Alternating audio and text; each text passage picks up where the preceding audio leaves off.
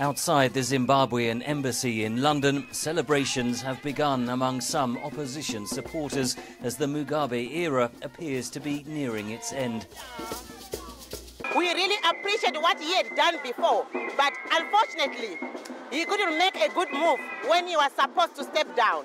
He should have stepped down long time ago. Instead, Robert Mugabe has clung to power for close to 4 decades, routinely crushing political dissent.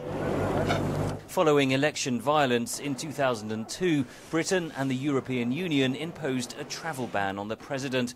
His apparent ouster should be treated with caution, argues analyst Nick Branson of the Africa Research Institute.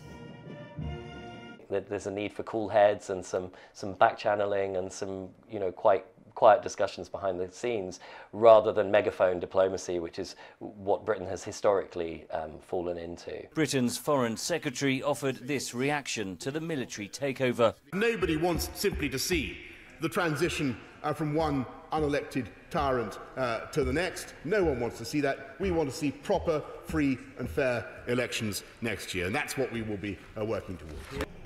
Restraint was urged by the European Union. The fundamental rights of all the citizens need to be respected and the constitutional order and democratic governance to be upheld. Veterans of Zimbabwe's struggle for independence remain the driving force within the ruling ZANU-PF. Among them, former Vice President Emmerson Mnangagwa, viewed as heir apparent until his firing last week by President Mugabe. This apparently triggered the military takeover. They're merely trying to manage the transition, having clearly been quite alarmed by his sidelining of Emmerson Mnangagwa and working on the assumption that he was going to try and install Grace Mugabe, who has no Liberation War credentials. Those credentials led Mugabe to power.